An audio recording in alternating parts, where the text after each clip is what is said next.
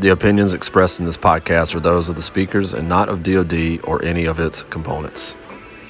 Take me to the countryside. Gotta get out of these city lights. Drinking my cup, got me feeling right. Geo-batch tours are for the birds, dude. Yeah, I agree. Like, it's the first time I've done it. And it's been rough, man. I mean, look, it is what it is. Like, you know, you're on deployment here, and so, like, this community is awesome. Epic. Right? And if I was going to do a geo-batch tour anywhere, like, this is the place to do it, man. Yeah.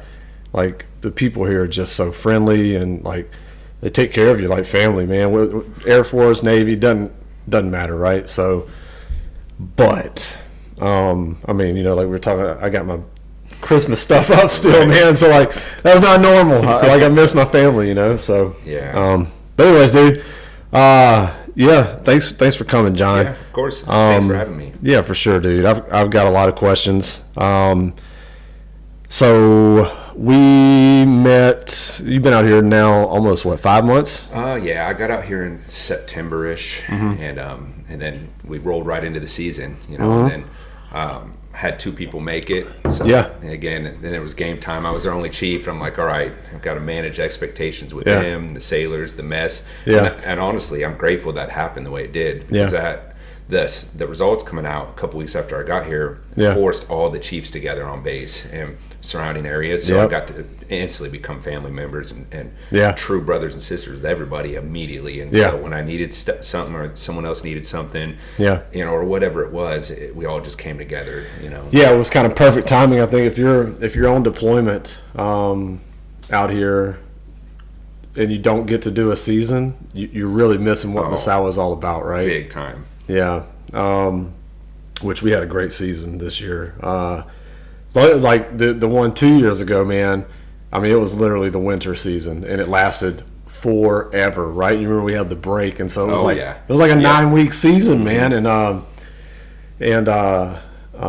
like the snow, like there's always a lot, right? But last year was bananas. That's what I heard. It was crazy, right? Yeah. So. But yeah, so you've been here about 5 months. I think that, you know, when I met you, I was like, yeah, cool dude, man. Fucking, you know, nice guy. Yeah, same. You know, and honestly, I kind of heard about your story, you know, kind of third party and it was very interesting to me. And I don't want to be all doom and gloom, because I know you're not, right? Right. Yeah. I believe we all have shitty times in our lives. Either we did or we will or we are. And it's just, you know, we got to find a way through it. And once we get through it, I think it's important that we turn around and help others through theirs. Yeah. Because, you know, people that have been through something pretty ridiculously hard know what it's like to be almost out of hope, you know. So that's kind of my passion now is I guess the blessing that came out of everything that's happened in my life is it's given me like an extra, I guess, sense to know when something's going on with somebody, so I can be there for them. And you know, and it's not one of those deals. Almost all my friendships have always started with, hey, if you need anything, let me know. You know, that's, and we always do that. That's the thing to say, chiefs, right? Brothers, sisters, whatever. But then when the time really comes, being there, you know, and that's really important to me. You know, and if I can't, find somebody that can. And you know, I take that to heart, you know, and because of everything that had happened and the people that were there for me. Yeah. And so here we are today, you know. Yeah, so I think, John, so I want to start out with, you know, so you wrote a book, right? Yep. Finding Good. Like I was telling you, man, I was literally reading it in the sauna today. And so, like, some of the binding, but it's all good, man. Like, a weathered book is the best book, right? Like, a brand new book, like, you can tell nobody's really done anything with it, right? Off. So, I'm through about probably chapter 5 or so. And if you don't mind, man, just kind of, I mean, I know it's all here in the book, but if you can just kind of give us, you know, like a brief kind of synopsis of your story. Yeah. So, you know, you'll see in this book, you know, the reason I wrote the book is, you know, I got back from deployment in, 2015, right before Christmas. And 3 days later found out Sarah, my high school sweetheart, had cancer, you know, you never expect or suspect something like that to happen. We were young, you know. She was only 28. Jeez. You know, I'm just turned 30. You know, I got home in December, and there we were. You know, we had 4 small kids. One with special needs, Jackson, who we fostered and adopted when he was a little bitty baby, and that's a whole other story in itself. But we've had a very unique life, even as a young couple, and you know, and we've proven that with love, you can get through anything. We didn't have a whole lot of money, you know. I joined as an E1, you know, but together we were just found a way to be happy.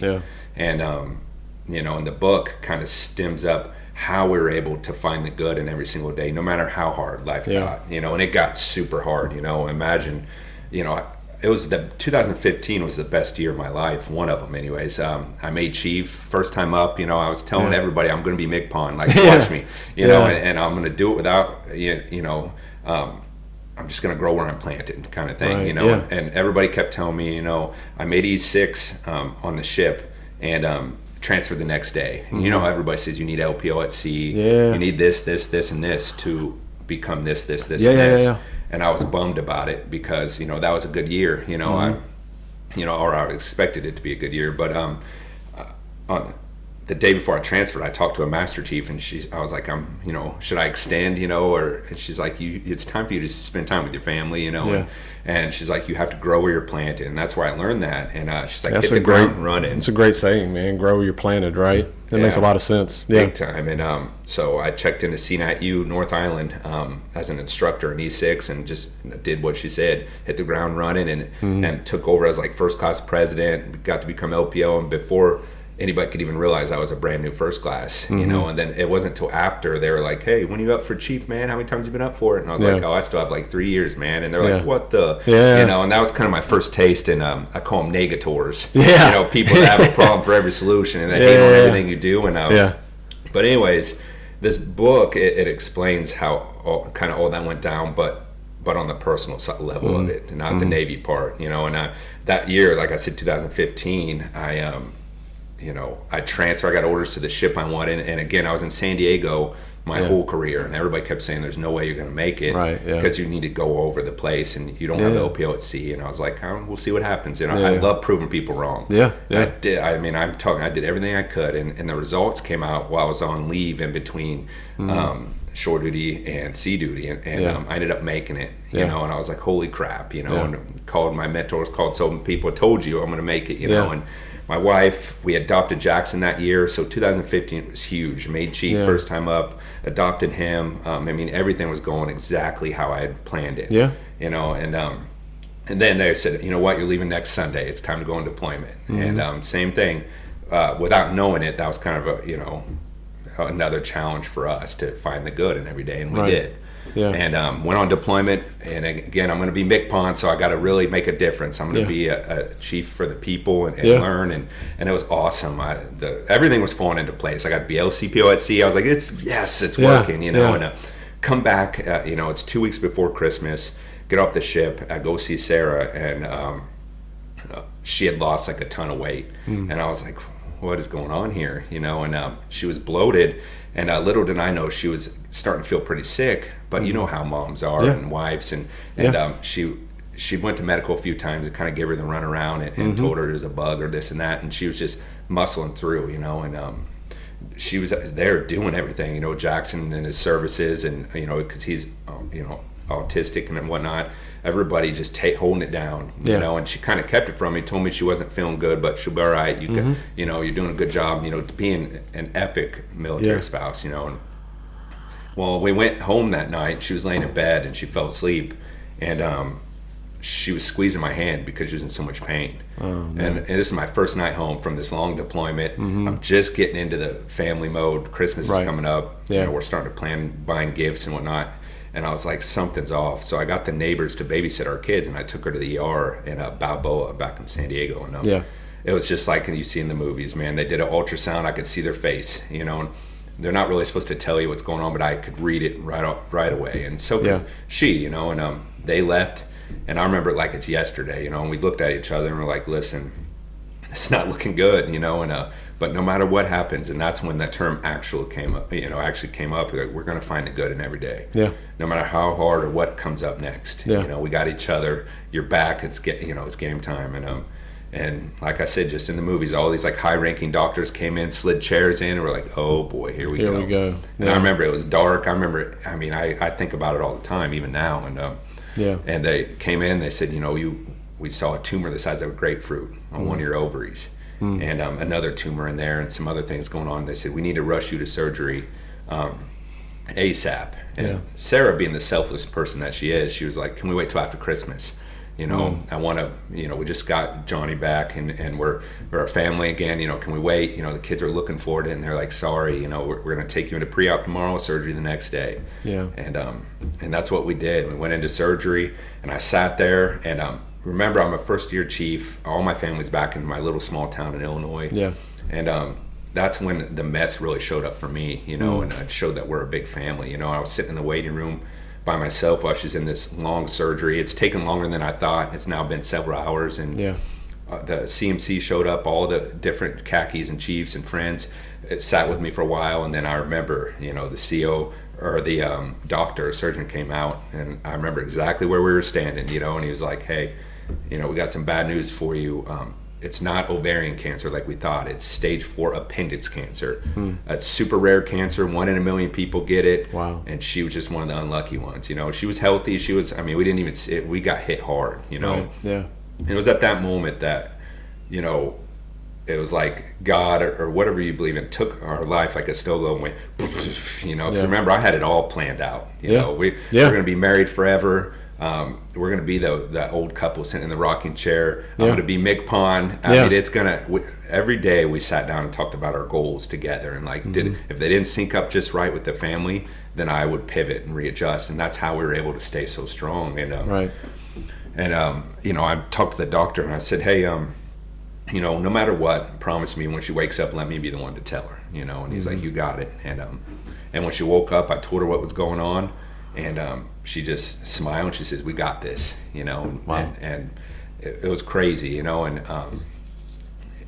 then her second question was, can I be out by Christmas? Yeah. And they're like, I highly doubt it. This is a big surgery. They did they took out whatever organ, because it had spread all over the place. Yeah. They took out whatever organs they could and full hysterectomy, all this different stuff. And they're like, you just had a major surgery. Like, take it easy, and she's like, no, I'm going to be out by Christmas, and so a few days later, here we are, Christmas Eve, and we're learning that she's probably not going to get out, at least on Christmas Eve. And that was tough for me because I almost felt like I was picking between my kids and my wife. Yeah. But we hadn't gotten gifts yet or nothing. We were going to do that all together, and so we had to prep for Santa to come. And I was like, all right, I'll go home. I'll go to Walmart, get some gifts. Luckily, they were still little, so anything made them happy. Yeah. They've always been super grateful kids. Right. And so I went to Walmart, and I remember people kind of judging me, like, oh, one of those people, wait till the last minute, and I'm walking around trying to fill a cart with 4 kids worth of toys and coloring books, and I bought a big wheel. And I stayed up to like 2-3 in the morning that night, like putting things together, wrapping things, and I don't wrap gifts, man. If I could have used aluminum foil, I would have done it. Like, trust me, like that was always her thing. Like, I was there for moral support. Here's some wine, like, hey, let's get through this thing. You know what I mean? And I got the first taste of kind of doing everything by myself, and it was scary, and but the next morning, woke up, Christmas. Kids, everything was going good. They were happy, recorded it all, made cinnamon rolls. That was our tradition. Yeah. And I thought for sure I was burning those bad boys, And it worked out. And I went back to the hospital after, and that's when she said, hey, I want to get out. It's Christmas. I need to get out of here. And what can I do? And they told her, if you make 3 laps around this hospital floor with no assistance, and you get off all your medicine through the IV, we'll get you home sometime today.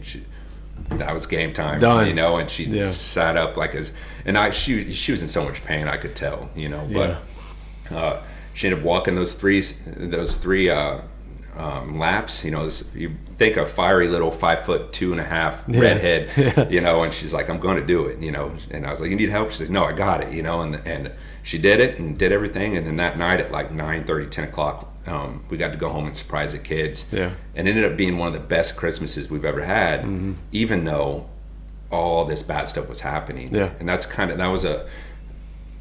I'm trying to instill in people all the time. And through this book, that you can't ever control what happens to you, ever, right. But you can control how you react in the way. And it's crazy how when a big thing like that, especially life or death, it turns some of your so-called big problems into a lot smaller problems. And it teaches you to be grateful for the things that you do have. And at that moment, we had each other. And it didn't matter. Everything else went away. And so this book, it's how we met. It's how we got through everything. The twins being born early. I mean, all kinds of crazy things in our life, and so on. And it's really well written, man. Honestly, like I don't know. I can't tell if it's because I kind of know you, right? And so like I can hear your voice. Does that make sense? Like definitely. Like as I'm reading it, like I can hear John, right? And I think that makes a big difference. First of all, but. Thinking about that Christmas for you, man, like I think we've all been there in the sense that there's times when you're trying to compensate, right? And so maybe like you walking around Walmart buying everything in sight, like I did. I got to make this the best Christmas ever kind of thing, right? I'm telling you, I spent so much money that it ended up going to waste. You know how kids are. Oh yeah, like, man. They play with it like 3 times and then man. And so as I was reading the book, just like you guys, I don't know, origin story is really pretty cool, man. It's very like small town America, right? Like I was reading about your car that you call Clifford. Old 78 Mercury Marquis.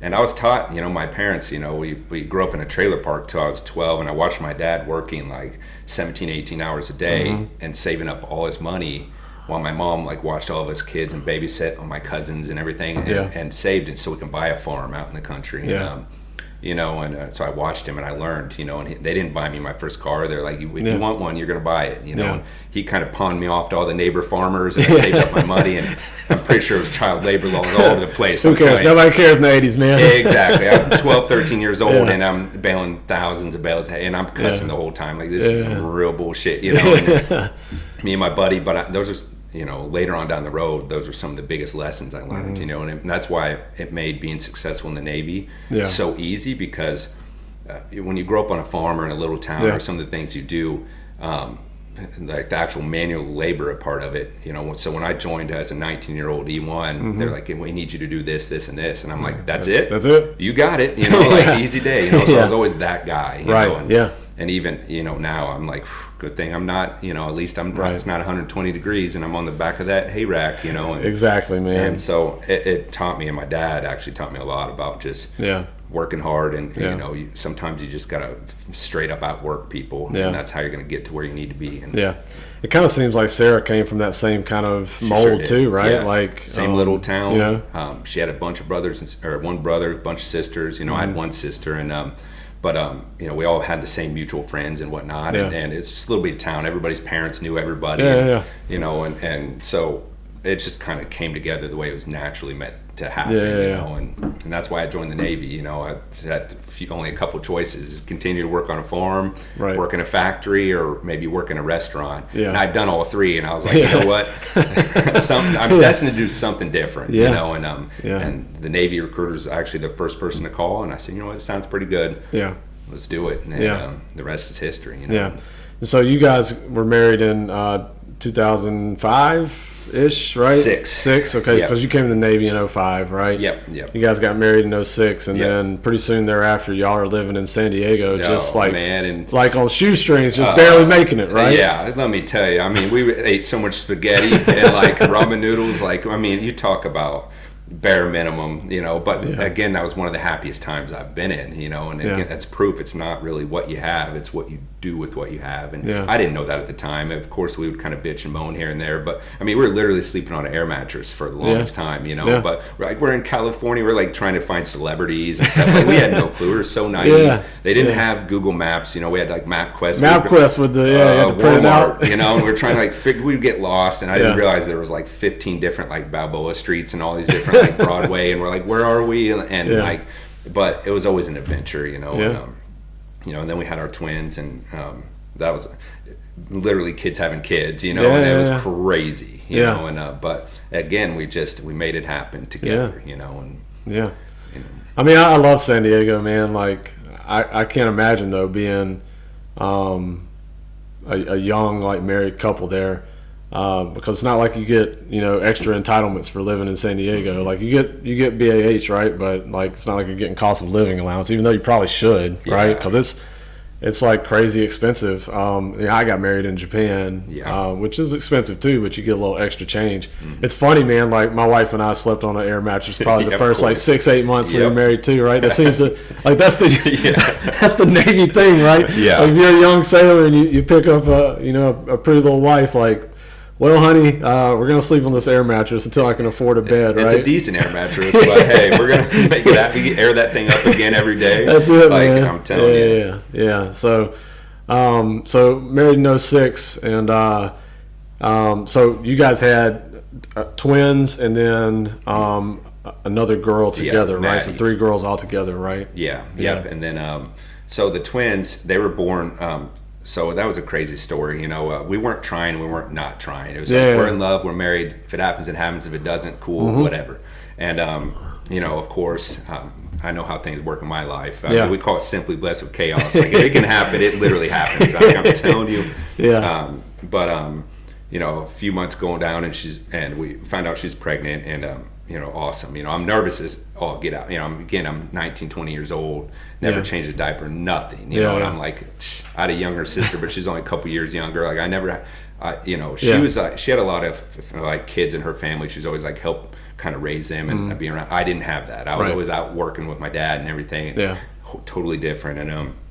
And then she says, my guts tell me I'm having twins. And I said, don't you say that. What? Like, no way. And we went to the first appointment and they only saw one baby. And I was like, I told you, and everything. And then, so the next appointment I didn't go because we knew the first appointment, little baby was healthy, good to go, whatever. Yeah. And I was an E2. There's no like, Hey, I need off. Yeah, it's hard. Like, why? Especially back then, it's a lot different Navy than for like sure, now. Man. And, but I'm at work and she calls me and she never called me at work unless it's an emergency. And she's like, are you sitting down? And I was like, oh man, what's going on? And she's like, I was right. She's like, we're having twins. And she's so excited. And I'm like, like what? Like, and I'm like, babe, this is what, what are we going to do here? I'm an E2, I'm about to make E3, big bucks, I'm like thinking like, what are we going to do? We're living in a little apartment in Imperial Beach, and I'm like thinking about all these things, and she's like, don't worry, it's going to work out, and I got home that night and she had like a teddy bear sitting in the living room, and a pack of diapers. Yeah. And she knew that was one of the biggest things I was worried about. And she's like, you're going to learn today. I'm going to teach you and today. I mastered it. Like I could do it with my eyes closed. And, fast forward to like where I am now, I thank God that we had the twins because it forced me to help out at night and do things. Because there were two, one would wake up the other, and she is pure chaos, and it was hard. And so I was always involved. I've always been an involved dad, anyways. But it made me be there in the nitty gritty stuff. Yeah. Right at the beginning. Yeah. Right. So and again, they were born 3 months early because she was again only 5'2". Her little belly can only hold so much. You know, and they were in the NICU unit for almost 3 months. So what we would do is we had one car because again I was an E2, E3. I would drop her off at the NIC unit at like 4:35 in the morning, drive into work all day, and then change and then go meet her at the hospital, and we'd sit there until they kicked us out. We did that for about 3 months, and that was like our first real challenge, in life. And again, I think I'm grateful for these big challenges because it made us appreciate the small ones from the get-go. Right off the bat, right? So, So I'm looking at here. So your twins. Just is it these two? Let me see here. It is the twins are these two. Yeah. Maddie, but they're all redheads. So imagine that. They always thought they were twins there for a long time. So or triplets. So we had Maddie 2 years later. She's born right on time. You know, and I barely made it. I just got back from deployment. And I mean, we were against the clock, and I made it by like 2 days. Like it would have changed anyway. And so I made it, and then and then fast forward, and that's when I was at the schoolhouse. I was in E6 turning and burning, and we started talking about a boy, and we have option A, go for it, and then chances are we'll probably end up having twin girls again or something crazy. Not that I don't love them to death. I got 3 girls, man. Right. Cheers, so man. I'm like, man, the odds are way against me at this point, you know. And so we looked at adoption, and that's super expensive, like just to straight up adopt. And even then, you know, I was like, nah, you know, I don't think so. And and then she brought up, she's like, why don't we try the foster care approach? You know, you don't have to pay, and we can help as many little babies as we can until we find the right one for our family. So that's kind of been our motto always, is like doing good for others and stuff. So I was like, yeah, I don't know, you know, because I'm going to get attached, you know. You know, it's a tough one, and you don't know where they're coming from, what's going on, what's their story. And she convinced me to go to some orientation at some Angels Foster Family Network, and I went there, and they got me, you know. And so we did all the paperwork, signed up, went through all these courses, and when you foster, you get to pick the age, but not the sex or race or anything like that. And the day we got certified, we went to a beach cleanup, and we got the call there. I remember it like it was yesterday, and we got this little boy. His name's Dragon Blaze Comstock. Dragon Blaze. And I was like, they're like, he was just born. He's gonna be ready to pick up tomorrow, which we don't, you know, we didn't know his race, ethnicity, nothing. And we're like, you got it, you know, what I mean, easy day. And we were so pumped. We went and got like all this stuff, you know, boy stuff from and everything. And then we went there to the hospital, and Sarah went back first, and she like has this huge smile, and she holds up this little pale redhead little boy. And I was like, no way, you know, like it's meant to be. Look at all these redheads, like this is crazy, you know.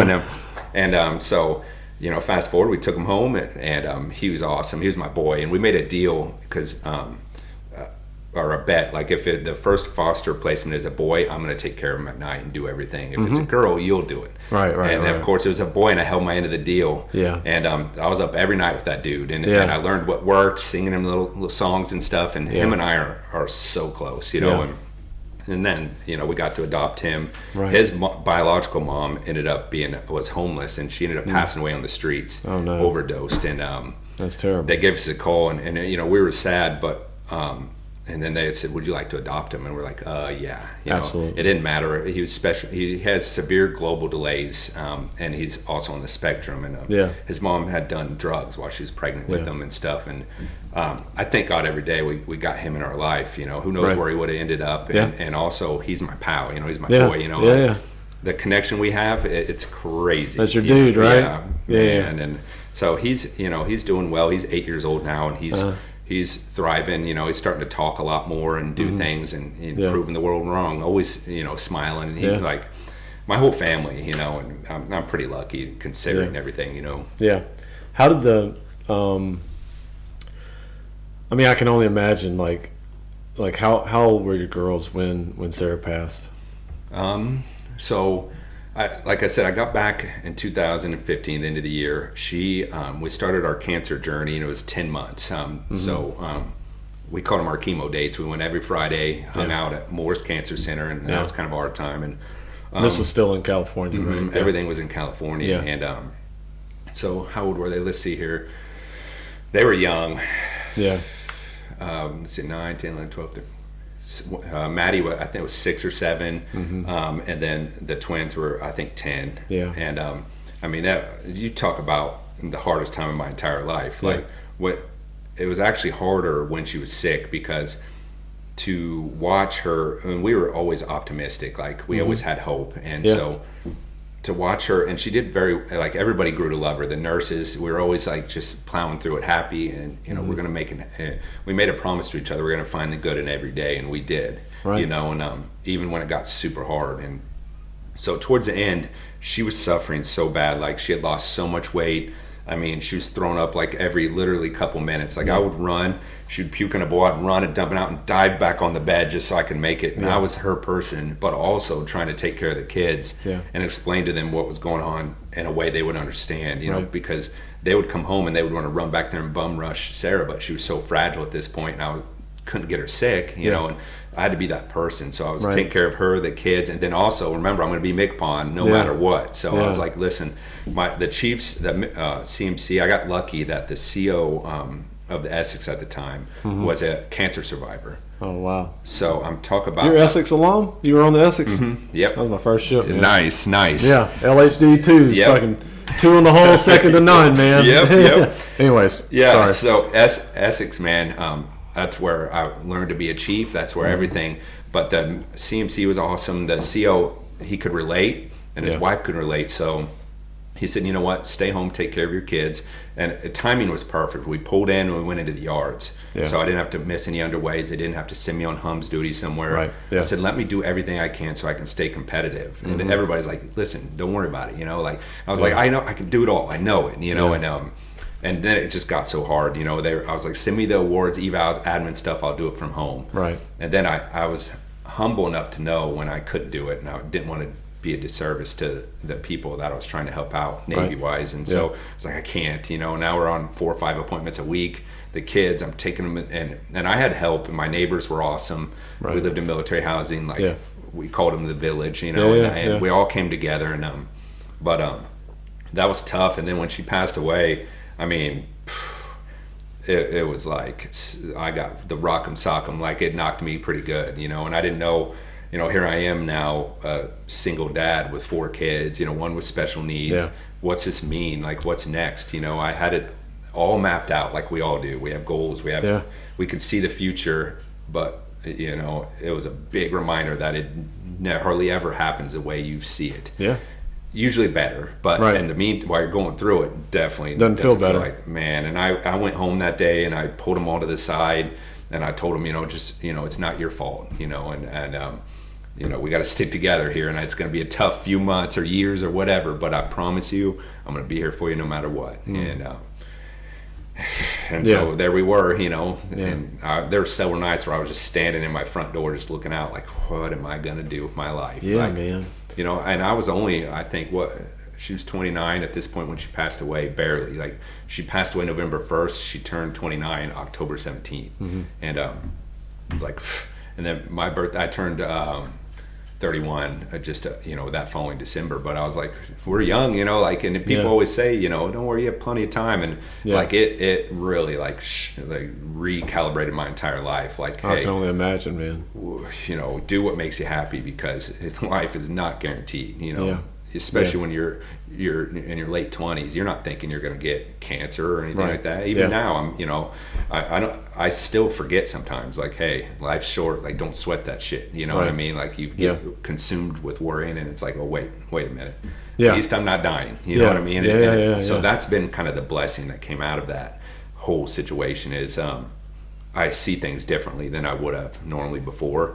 And I can instill that in the people around me. Like, I'm on a mission to, like, even when I send messages out to my sailors, you know, get bad news, like, I'll be like, hey, you know, we got this, you know, hashtag finding good, you know, and they walk around saying my little catchphrases and stuff, and because it's important that, you know, in my mind, to make things better than when I found them, you know, and because you just never know what people are going through, and you don't know how short life really is, you know. And they say, oh yeah, anything can happen, you know, but when you've lived it, it's a totally different thing, you know. And I mean, it's incredible to me that you maintain such a positive attitude, man, given I mean, you know, just from talking to you and from reading the book, like, you know, that was your soulmate, right? Like that was like love of your life, right? And a lot of people go through their whole life and don't find that. You know what I mean? Like, they end up in bad relationships and you know, maybe it's toxic relationships. Maybe they marry somebody they shouldn't have. I mean,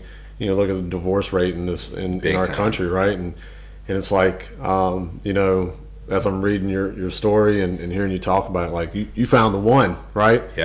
Right? You found the one, and then you lose her, right? Like, I can only imagine, right? Like, and so just to see how you kind of turn that into something positive is really kind of incredible to me, and it seems like that she had a lot to do with that, right? Oh, big time. Big time. She may be so a big reason of why I'm where I am today. Like, you know, we'll go on into it, but remarried, you know, 6 kids combined, like all this awesome stuff happened is because she the day before she passed away, she was giving her a little pass down to her best friends and stuff like that, and talking to the kids and everything. And then it was my turn. We were just chatting, and she said, you know, I want you to promise me 3 things, no matter what happens. She says, you have to continue to do good things for others.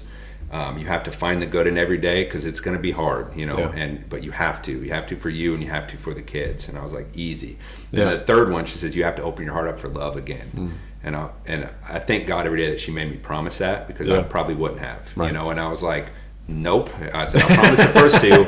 And I was like, the third one, I said, I'm telling you right now. I said, you're the one. I said, I'm just going to focus on my kids or on our kids, and we're going to get through whatever life throws our way. And she's like, you have to. She says, you're too young. She said, someone deserves to feel your love, and you deserve to be loved again. And she's like, I want you to know, I have no regrets in life, and that's because of you, And she, like, even though she was the one dying, she was making sure she was leaving everything better. And the things she did, it's insane. She had wrote a letter, left it in my nightstand. She's like, after this is all said and done, I left you something, and she had written that like months before, while she was still sick, knowing that she's probably going to pass away. Right. So to have the courage to do that while I was probably off doing whatever with the kids or, whatever, and she wrote that whole thing out, and what she ended up doing is she planned out her entire funeral.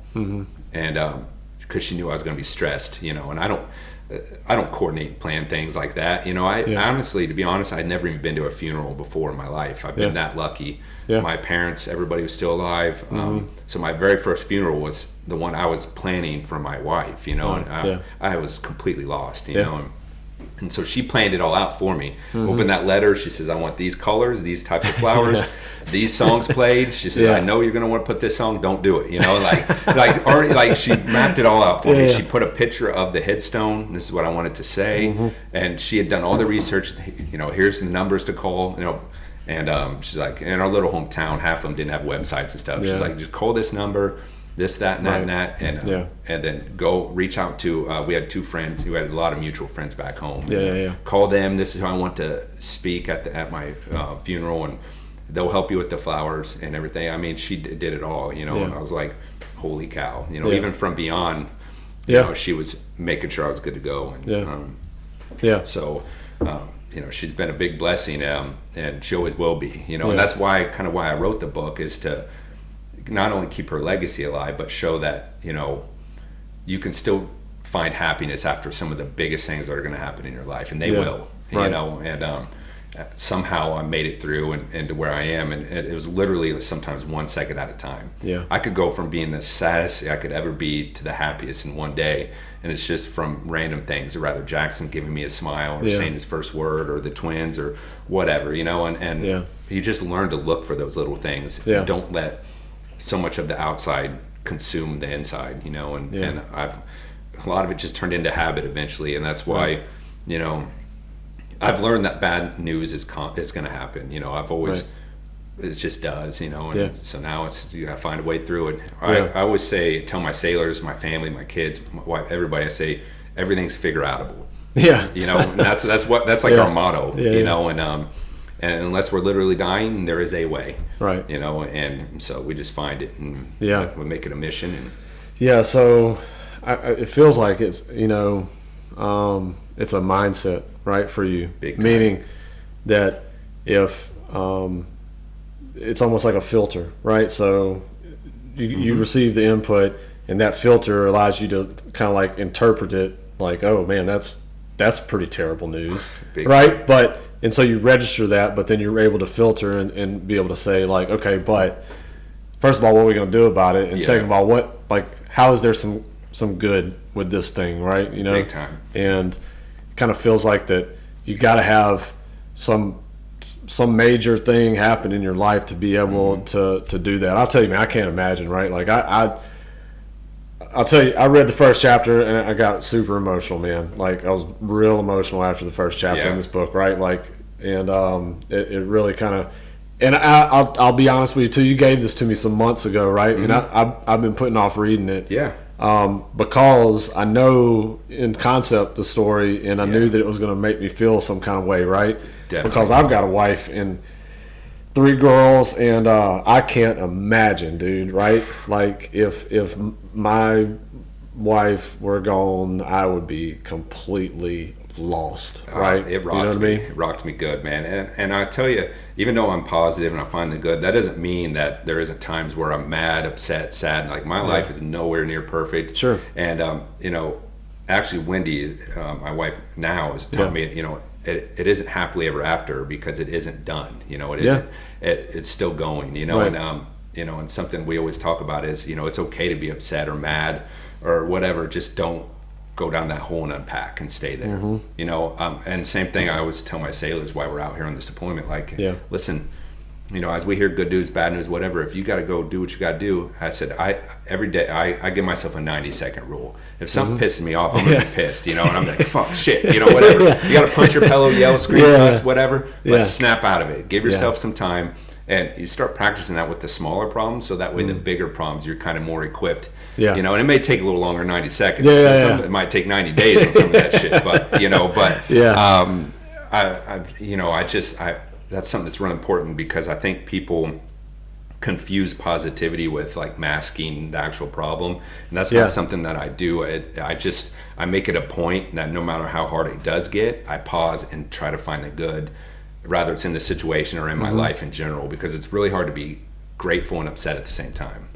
Really hard. So if you start thinking that way and like, you know what, this blows, you know, but you know what, I'm super grateful, you know, at least I have this and this, and at least for a second in that day you get a little bit of joy, and then you go back to say, you know, your chaos mode, whatever you got to do, problem solving. But it's very important, because if you don't, life will consume you, and it will. It's just, you know, we all, our brains are 2 million years old. They're designed to protect us. So you're always going to worry, because you're in defense mode. You're like, well, if this happens, I have to be ready for this. If this happens, the next thing you know, you're laying awake at night thinking about all this shit that probably won't even happen. You know what I mean? 100%, man. And guess what? If it does, now you've lived through it twice, because you let it steal all your joy for the, you know, next however many months, and then it actually happened. And you're not any more prepared than you were, because that's just how life is, you know? And so think about it, talk about it, do whatever, but then move on. You know, that's an interesting point, John. It's like it's counter, like, intuitive almost to be positive. Right. I mean, we are hardwired to be cautious and negative, and not necessarily negative, but to be cautious and like apprehensive and on edge. Like we're hardwired to be that way. Exactly. And to kind of change that way of thinking is like kind of revolutionary in a way, right? You know? You know, and I think that's on the day to day, right? Like I wake up and my boss is mad at me, right? You know, especially if you're looking like a young person, right? Like, you know, I get to work and somebody yells at me, like, that sucks. And it kind of sets your day like down a bad path, right? It does, especially when you're someone that cares. You know, that really cares about the way things are you know, are meant to be, and you want them to be. You know? And then to be able to take a major life event, whether, you know, in your case it's you know, your soulmate passing, right? Or, you know, like in my case, you know, my brother and my dad died within a year of each other, right? Like rough. It was rough. Heck yeah. You know, but but to be able to take those kind of hits and then still say, hey man, I've got a good life. And matter of fact, I need to try to make this life better, right? Like it's hard, man. It really is, big you know? time, especially when you're going through it. It's almost impossible. It's easier to say now that it's been years, you know. You know, and hardship is relative to each person. My hardship might be different than someone else's hardship. Certain things affect different people differently. You know what I mean? Like me, I don't really care what people say or think. Like I never really have. So that's something that I have going for me. Or a lot of people, some people, the second they hear somebody's talking about them, it jolts them good, and that's a natural thing, you know. And so everybody's problem is different, you know, and that's why I think it's important that you lead with kindness. You know what I mean? I call it, I try to lead with kindness, and I've mastered the art of putting myself into other people's shoes, and also know when it's time to put my chief hat on. If I have to get into your ass, you know, that's the chief hat. And I call that with my kids too. I said, watch it, you know what I mean? And they know, okay, now it's game time, you know, and I have to do what I have to do to help people be the best versions of themselves, especially in the Navy, you know.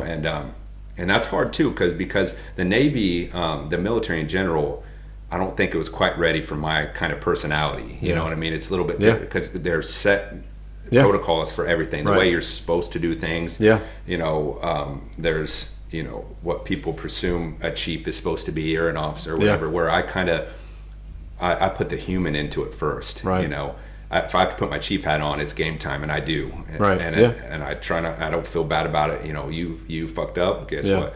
Now I'm going to help you learn from it. You know, I don't leave them hanging out there. You know, but and sailors will try to take advantage of that, and that's a whole new challenge because you can't be that super nice chief because they're going to walk all over you. You know, and so you have to find that balance, and that's why it's always important. Like when I sit down with these guys, like this deployment, I didn't pick the people I was going with. It was a last minute thing, and so when we got out here, I sat down every one of them, you know, and I just got to know them, maybe their stories, and so I can understand how they click and how I can lead them best. Right. Because that catch-all leadership doesn't work, especially in this generation. Yeah. Back when we were coming up in the Navy, you did what you were told, whether you liked it or not. That's right, man. And it's different now. It is, but you know, I think that some people are like, kids these days.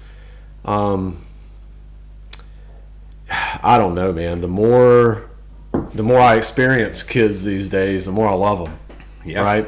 And what I mean by that is, they do have a mind of their own, right? Big time. And man, they're bright and have great ideas, and you know are so like plugged into kind of how things work, whether it's the internet and social media, and we say that's like, oh, social media is dangerous, and it can be, right? If you know, it can affect your psyche and your self-image and a lot of those things if you allow it to. But like the young folks that we're working with these days, man, I am like, and this is not me just, you know, saying the company line, like I am super enthusiastic, man, because they're so mature, man. Like even if you're talking like a 20-year-old, like I can have a very adult conversation with a 20-year-old.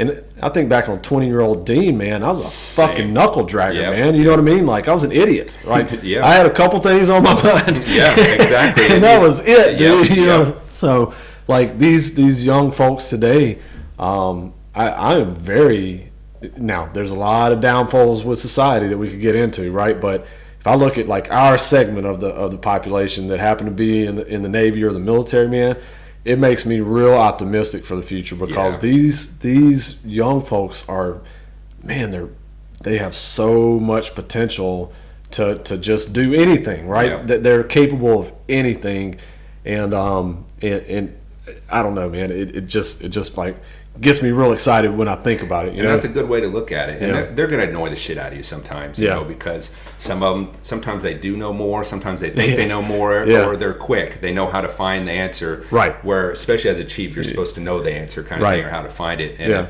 especially if you're like a super old, salty mass chief where you're still typing with one finger.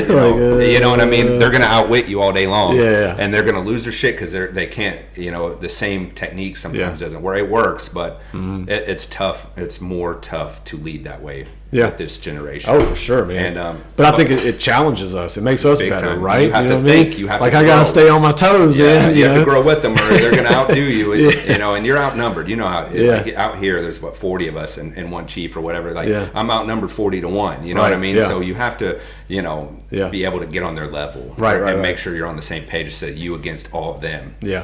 I'll win by just due to rank, but I'll lose a ton of respect by doing it that way. 100%. I think part of it for me too, man, is that I've got an 18-year-old, right?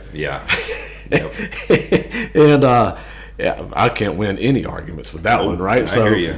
So I had to learn like a technique with my 18-year-old. That like, all right, I got to get her on my side, and it's not like you know that I'm manipulating or anything. It's like I have to talk to her as an equal to get her to do what I know is best for her, right? And so like and when we operate that way, when she and I have like very adult conversations, and I can bear with her, you know, calling somebody a shithead every now and then, I'm like, oh, I don't like when you cuss, but whatever, you're an adult, right? Like so like kind of the same way that I'm able to you know, have conversations with her on an adult level, it has helped me kind of adjust my leadership style to say, okay, well, 80% of the people I'm talking to are in the same age demographic. I know what works with her, and if I can talk to her, then let me try to apply it to these folks that they're in the Navy, right? Leadership is a fun but challenging thing always. Whether you're a dad, whether you're a mom, whatever, you're a chief in the military. It's all it is trying to just do what's best for everybody around you and get the job done. Right. And when you're dealing with so many different personalities, rather it's kids, it's all very similar. Like I think about it all the time with my sailors. They do very similar things as my kids, and I'm like, all right, except for I can't take their phones and ground them. You know what I mean? So it's a little bit different, but it's similar. The conversation's it's just like I'm talking to my kids. I'm like, all right, I get where you're coming from. I just had this conversation with one of my twins the other day. Like, let's do this and try this. And it's crazy, man. I'm telling you. And how old are the twins now? The twins are 14. They're gonna be 15 in June. That's a good age, man. They're still fun at that age. Yeah. 16 gets kind of challenging, man. They're starting to already kind of challenge it, and they take advantage of me being gone. And for sure. And they know how to play the guilt card. And they're like, we're really missing you. You think you could order us some ice cream? You mother suckers. I know what you're doing, but I'm gonna hook you up because what I mean. Like you got it. I just literally ordered frozen yogurt for all of them before I came over here. And and now it's an interesting dynamic in my house because.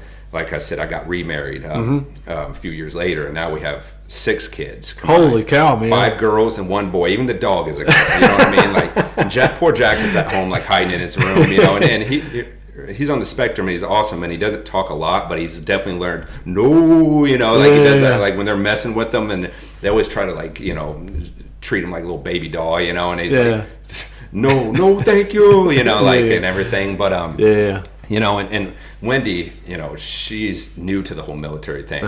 We've only been married we got married in 2019, so we haven't been married super long. And this is our first deployment. I've been on several before that. She's I got to give her a shout out because she's at home with we have her kid. My stepdaughter, she's 19, going to Washington State University. Okay. And then she has the oldest and youngest, and then I have all the middle. And she's at home, and this, you saw out here, the anniversary of Sarah's death was November 1st. I was out here, and that was the first time I'd been away from my kids for that, and I'll be first to say I was bummed, like they were bummed, I was bummed. We're just trying to get through it.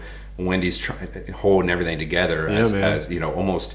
She, it takes a lot of guts to be a step parent in general, and especially with our story and the dynamic of everything. And so she's doing awesome, and just understanding how things work. And she's confused. She's like, are you telling me you have grown-ups that are saying this and doing this? Like, what are you talking about? They're 22 years old. I was like, hey, listen, it happens sometimes. They're humans. They're going to make mistakes. And I'd rather them make them now. Then later on down in their career or when they're older. Like when I'm a firm believer, when you're probably, I guess, 25 and below, you're supposed to fuck up. Like that's 100%. That's when it's 100%. Better to do it now before you're either a parent or whatever. Like you get all that shit out of you now and learn and fail forward. It's only a failure if you don't learn. And so we talk about that with our kids too. Like they're, sometimes can be the biggest knuckleheads. And I'm like, I literally told you what to do, and you did the opposite, and now you're grounded. That's mean. Like no, what's mean is you're not listening. And it's just that's how it works. And and meeting her after everything had happened that following summer. I don't know if anybody's heard Tony Robbins or whatever. Yeah, I know Tony Robbins. I'm sure most people have. Right? Yeah. And I'd heard of him. I love leadership, always have. And my neighbor was always sharing videos of different seminars and things she was at. I was like, these look awesome, all these people there. And I asked her one day, and she was like, hey, you got to check this out. Tony Robbins, Unleash the Power Within. He's coming to LA. We were in San Diego in a couple months. You have to go to this thing. 4-day event. And I looked, and it was like thousands of dollars a ticket, and they were sold out. And I was like, I would, but now's not the right time. I was like, I got to take care of these guys and whatnot. So what happened, she ended up sending a video.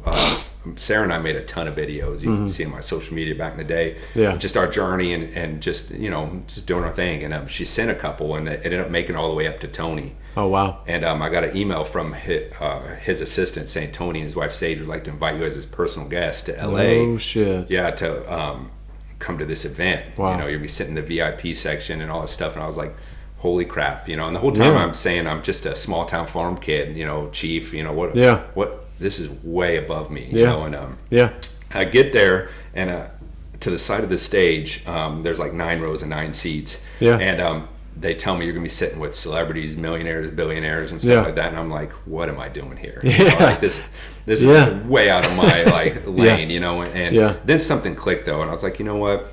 Because I was gonna sit in the very back, kind of out of the way, you know. And I was like, you know, I'm here for a reason, you know. I just felt it, and so I sat like right in the middle, so everybody had to sit around me. And that's the beginning of like how the book came out, different stuff, because Tony comes out, I'm right there, you know, and he's got this music going, everybody high five 5 neighbors and meet people and all this stuff, and I'm talking, everybody, there's Kanye West, the Kardashians, UFC fighters, I mean, you name it, billionaires, you know, therapists for the White House, all these different people, and I'm like, what is happening, you know?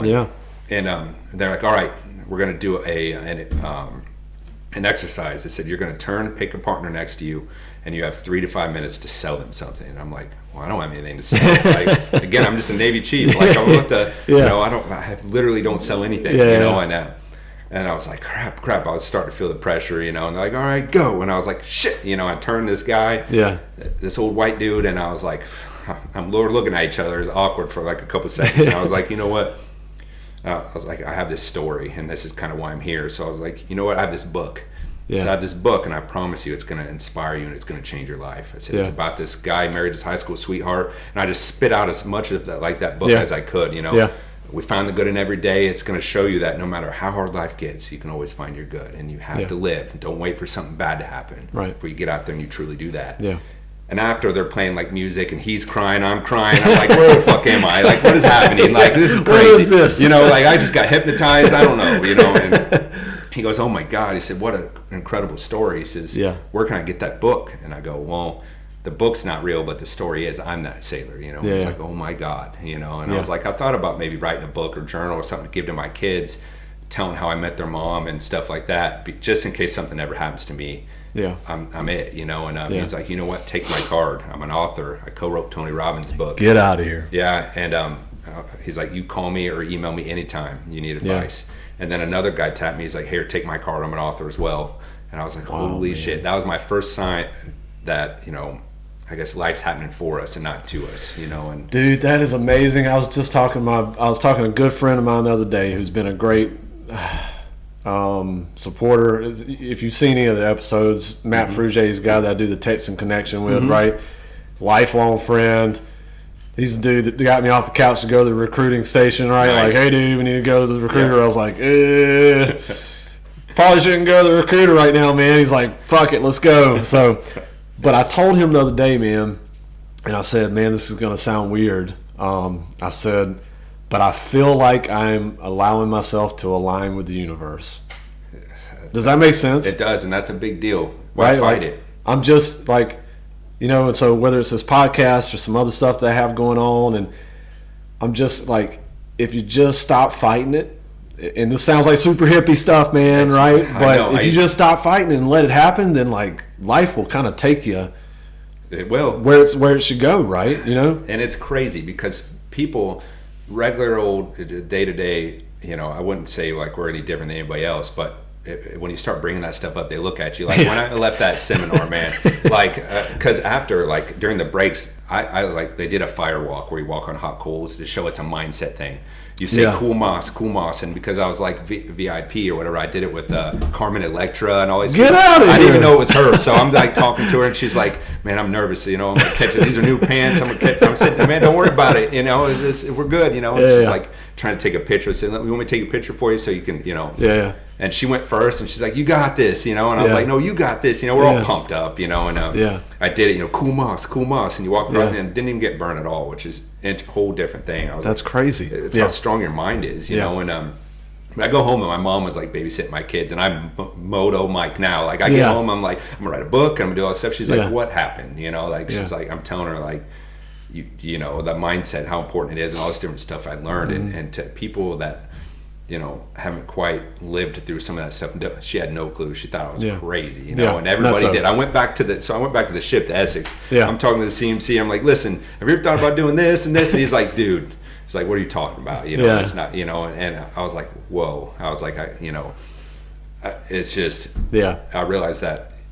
First thing I realized at that seminar, though, that it didn't matter if you're a billionaire, trillionaire, whatever. We all have a story. And we all have the same 24 hours in a day. Yeah. So I learned real quick not to judge them, and they learned not to judge me. You know, I quit telling myself I'm just a small town farm kid. Yeah. Or just a Navy chief. I'm me, and whoever that's going to be is up to me.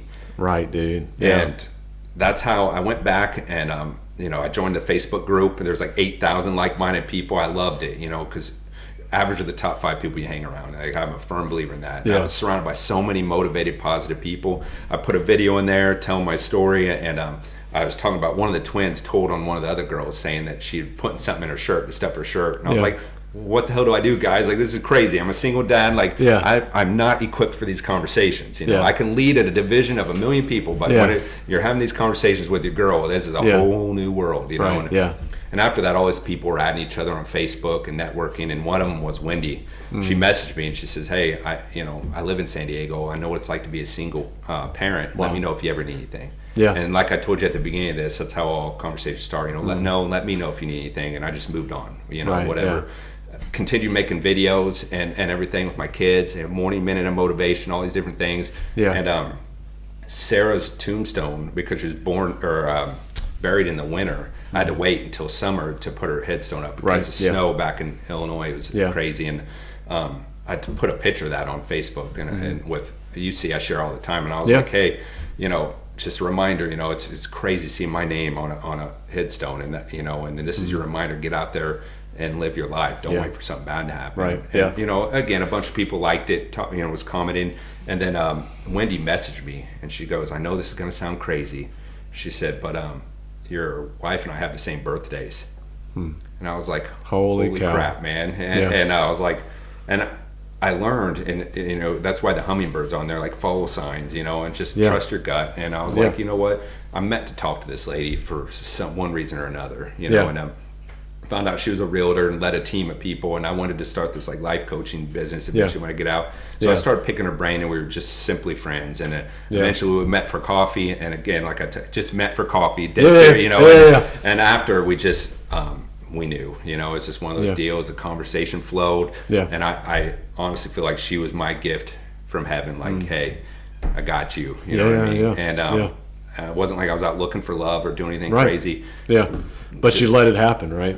But you know, because of those promises, I think subconsciously I was just thinking, just let things be, you know. And and so fast forward, we ended up getting married in Camano Island, Washington, and it was a beautiful wedding. It was awesome, you know, and it combined our kids, and that was a challenge in itself, because you have a bunch of different upbringings and different things, and the other dad and all this other stuff, and and not to say it was super easy or anything, but we made it work, you know. I mean, that shows the power of love. And, and here we are today, you know, and she's awesome, man, holding it down at home. And it's always kind of weird, you know, especially on October 17th, it's both their birthdays. So it's a weird vibe, because my girls are like, you know, that's mommy's birthday, but it's also Wendy's birthday. And Wendy's girls are like, it's Wendy's birthday, but it's also Sarah's birthday. And it's all kind of like, you know, what do we do? You know, and and you know, and I know it's got to be tough for Wendy too, because now her birthday is also like a remembrance. And it's not a day of celebration. It is, but it has this weird thing attached to it now, right? You know, and that's where I say that's why that whole happily ever after, it's not always like super duper easy and stuff. Of course not. But what it does is it enables us to have some really good conversations. You know, and it's crazy sometimes, you know, because, you know, and when we first got together, you know, she felt like she had big shoes to fill. You know, everybody knew the story. Everybody, there was a book. Everybody knew Sarah. She was this awesome, incredible person. Now, who's Wendy? Like thing, you know. 100%, man. So I'll tell you, it's interesting, right? And I think why this probably kind of resonates with me in particular is that, like, so my mom, so my parents split, right? We moved to Texas, and then she remarried, and my stepdad Bernie, his wife Sarah, passed from Lou Gehrig's disease. Crazy. Right? And then, you know, he was single. And he's got 13 kids, right? Yeah. Okay. And so when my mom and he, married, I go into a house with, let's see, who was still there? Elizabeth, Sam, Michael, Teresa. So there was like 5 plus a cousin. So there's like 7 of us. And it was just me. It was just me and mom in my house, right? And and now I come into this house, it's like, oh, there's a bunch of people, man. Plus a bunch of older siblings, right? But anyways, just I've seen that be difficult for my mom, right? Because, Bernie's, first love was very special to him. And as a mother, and so like my mom kind of coming into that role has been, and look, it's that family. She is a Packard, right? Like she is, Nana. To and that's all that most of those grandkids know, and but still, it's like it's this weird thing, right? So I can only imagine, like with Wendy, like, but I think I can tell you from my experience that over time. Time makes it better, right? Big time.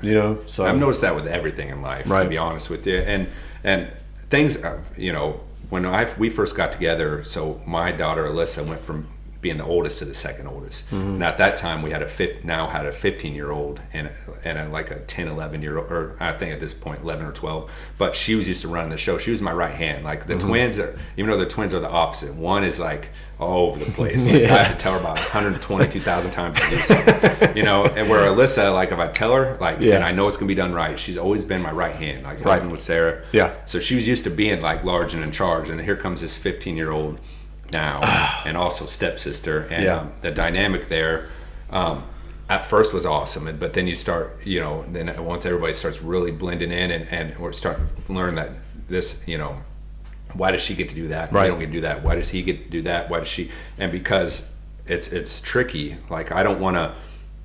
We're naturally going to treat our own kids differently. I have no problem telling my kids to beat it, knock it off. You know what I mean? Yeah. Where I tread a little bit more lightly with Taylor and Isabel, because I'm still trying to build their trust and get them to respect me and know that I'm here for them. It's different. I can't bring as much of the tough love as I would with my own, because they're going to be loyal no matter what. Right. So. Then your kids are like, why? Why aren't you yelling at them? You took my phone and all I did is didn't clean up my room, where Isabel gets to get away with this and that, right. and vice versa. Her kids are like, hey, why are you yelling at us and you're not yelling at them? But at the end of the day, something Wendy and I down the road have always learned to do is we ask these questions every day, no matter what. Even on deployment, when I call her, we say, what was something that went good today? What was something that didn't go so good? What's something you appreciate about me? And then what's something you appreciate about yourself? And then what was something hard to talk about today? Because a lot of people forget those hard conversations are where you grow the most, and you start burying that in, and then resentment starts flowing in, and that's with anybody or anything in life. And then what are you grateful for? And we do this every night because it enables some really good conversations. It's like launch points for And some days we're dead tired, so we flow through and we know it because it's habit. Like, hey, what are you grateful for? But some days though, on the days when it really matters, that's when you really have you have that foundation built where you can really, and you can talk about anything. If I did something to piss you off, that's something hard to talk about. Like I wasn't a big fan of when you did this, and vice versa. And I think that's what keeps our relationship as strong as it can be. For right now. And same thing, life isn't perfect, but I tell you, like I said, simply blessed with chaos is exactly how it is. We still find the good in every day, all of us, and I talk to the kids, like I said, I just ordered ice cream, spent like $70 because there's like a million of those kids, whatever. And I sent them all home. What do you want? And they're like, we want half this, half that. I'm like, listen, I don't think I can order that, and they're like, what? And it turned into a whole thing, but at the end of the day, they were eating, they were so happy, and showing Daddy can be there from even Japan.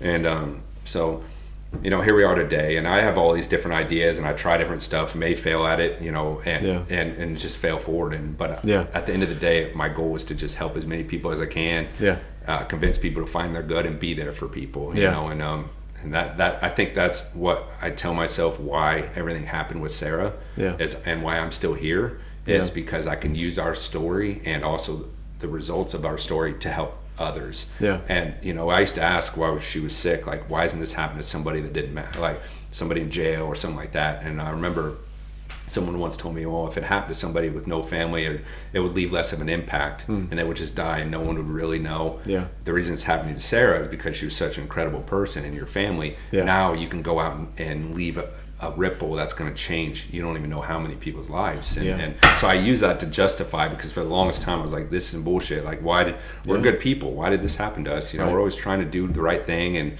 everything.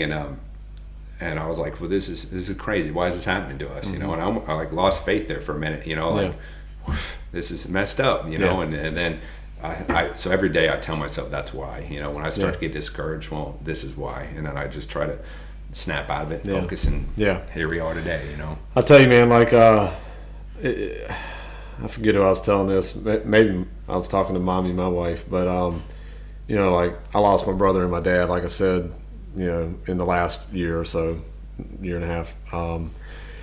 And it's this weird thing, man. Like, I feel like I absorbed some of them.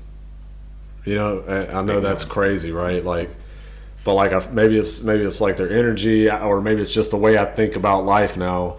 Like, I catch myself seeing things through the way that maybe my brother or my dad would have seen things, right? Yeah. And I feel like that's a blessing, though. Big time. You know what I'm saying? And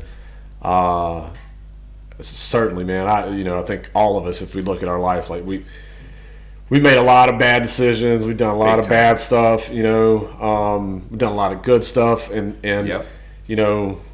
sometimes we re-victimize ourselves. And you know what I mean? Like, man, you're fucked up. Yeah. And but if you finally like get to that place where you're gonna have bad days, you're gonna have this negative perception of yourself sometimes, but if you can like break that mold, right, and just be like, and catch yourself in those moments, like, hey man, what are you doing? Stop what you're doing, dude. Don't do that. And then focus on the good, like you always say, right? I'm still working on it for sure, dude. Like, big time, man. Right? I think everybody is. So, but I'll tell you, man, what an incredible story, John. I almost want to call you Johnny, right? You know what I'm saying? Hey, you know what? And it's always awkward because people ask, and I've never. I guess I need to just, quit teeter-totting between and make a decision what I want to be called, because I have friends that call me John, Johnny, Jonathan. Half my life, it's just whatever. I've always, I'm that kind of guy. I'm just saying whatever, man. Unless you're calling me whatever makes you comfortable. Call me dipshit or something. It's different. You know what I mean? But John, Johnny, Jonathan, whatever, bro. I don't. And just like whatever. Yeah, I love it, man. I mean, just an incredible story. I appreciate you taking the time to talk to me, man. Definitely. Name of the book is Finding Good. Mm-hmm.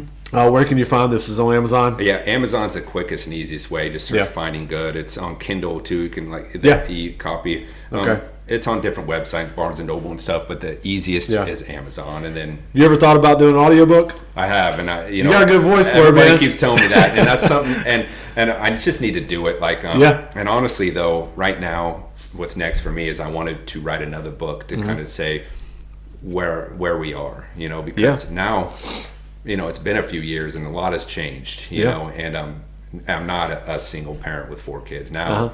We have 6 kids, and I want to talk about what we do to get through that, and then also just things I've learned now that have been achieved for going on 7 years, and things I've learned, and also the Navy stuff, so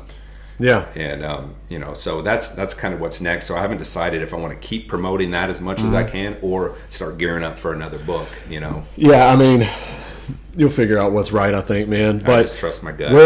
Where can we find you, man? So I know Facebook, Instagram, just Johnathon Stone, right? Yep. Or Instagram is everything is Finding Good pretty much. Okay. Except for Facebook, it's just Johnathon Stone. Got it. Instagram, LinkedIn, even TikTok. I've been doing this thing on TikTok where I'll stitch other people's videos that are viral. Yeah. And right when it's about to get good, I'll jump in and be like, hey, just a quick reminder. Just a quick reminder that you're enough and you matter. No matter how hard life gets, don't forget to find your good. Keep going. I'm proud of you. And and people are like, what the? But they're like, I think I like that, but and it confuses them, but it also reminds them. So I enjoy doing that, you know, and just goofing off on there. But pretty much anywhere. Anybody can message me if they're going through something.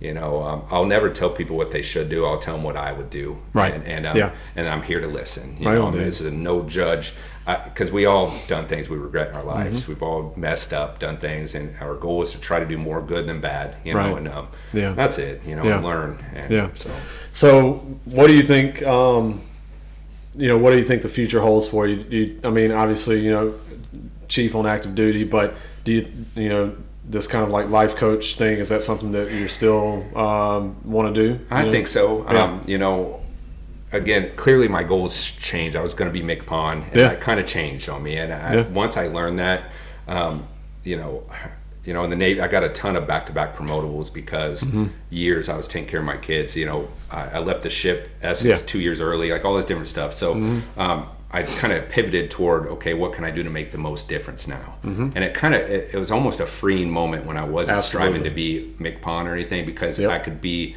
the chief I really truly wanted to be and be there for these guys. And not that everybody isn't, but it's just, it eliminates some of that extra stuff. And so I'm going to retire at my 20-year mark. And then, I'll probably, my goal as of now is to write another book and then jump right into like life coaching and stuff. And then go from there. And then if that fails, you know, there's a million other jobs out, absolutely, you know, Boeing or whatever, you know. Listen, dude, I think that, I mean, I think especially men, right? Men of our age and maybe just a little bit younger, right?